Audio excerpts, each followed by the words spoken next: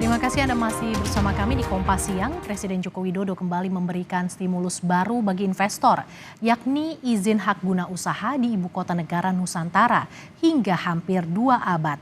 Pembangunan Nusantara dikebut agar bisa ditunjukkan kepada masyarakat pada 17 Agustus 2024. Peraturan Presiden Nomor 75 Tahun 2024 tentang percepatan pembangunan Ibu Kota Nusantara atau IKN, isinya untuk memacu pembangunan di Nusantara. Yang menarik, dalam Perpres berisi 14 pasal itu, izin usaha guna usaha hampir 2 abad untuk stimulus investor mau berinvestasi di Nusantara. Caranya dibagi 2 tahap, dengan tahap pertama 95 tahun, dan bisa diperpanjang dengan durasi yang sama. Stimulus hak investor itu tertuang dalam pasal 9 ayat 1, yakni otorita IKN menjamin kepastian jangka waktu hak atas tanah melalui satu siklus pertama dan dapat dilakukan pemberian kembali satu siklus kedua kepada pelaku usaha yang dimuat dalam perjanjian.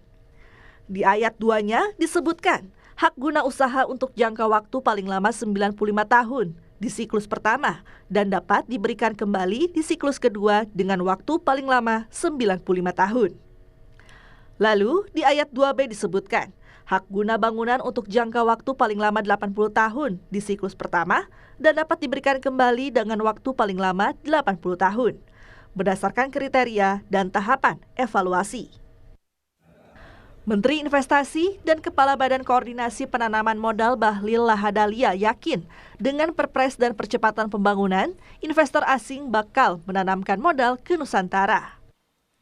Menyangkut dengan investasi pada klaster pertama, di klaster pertama ini adalah semacam kalau istana itu sarinanya lah ya, sarina menteng, itu semuanya PMDN. Nanti klaster keduanya baru ada investasi asing, PMA-nya.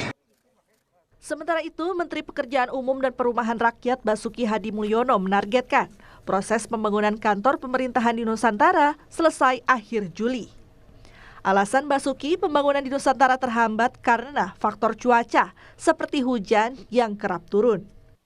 Pada Juli ini sudah akan selesai. Jadi kantor Presiden, Istana Presiden, kantor-kantor Menko yang 4 lantai dari 4 tower, 3 lantai sudah siap hingga bahkan nanti dipakai untuk para petugas dan peserta upacara. Air minum sudah bisa masuk ke IKN, nanti tanggal 19 akan cek ke sana. Rumah Menteri dari 36 mudah-mudahan akan selesai Juli ini. Jadi intinya insya Allah prasarana untuk kesiapan 17 Agustusan sudah siap. Tak cuma kantor pemerintah, apartemen untuk aparatur sipil negara juga dipercepat pembangunannya. Tak cuma gedung, yang perlu dipercepat juga tersedianya air bersih hingga listrik. Targetnya sama, akhir Juli. Sebetulnya nggak ngebut loh Mas ya, tapi ya kita kerjakan. Kalau ngebut nanti kesannya kita ini terburu-buru, enggak. Kita bekerja secara sistem, berdasarkan kontrak, berdasarkan rencana. Tidak ada yang dipaksakan. Untuk apartemen ASN itu ada 47 ya. Nah, sementara digunakan dulu untuk para petugas upacara nih, bulan Agustus. Nah, nanti baru September akan digunakan oleh untuk para ASN ya, Pak? Bertahap ya datangnya. Ya, kalau kantor kementerian seperti yang saya sampaikan, sekarang kita nanti sharing office dulu. Jadi kantor Kemenko 1, Kemenko 2, Kemenko 3, Kemenko 4. Nah, itu nanti digunakan menjadi kantor bersama, Mas. Ketersediaan gedung serta fasilitas dasar seperti air dan listrik menjadi syarat utama bagi terbangunnya kota. Percepatan jadi tantangan, apalagi setelah 2 pimpinan otorita Nusantara berhenti di tengah proses pembangunan.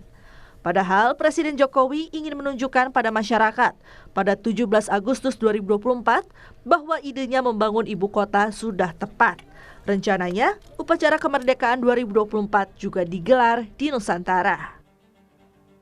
Tim Liputan Kompas TV.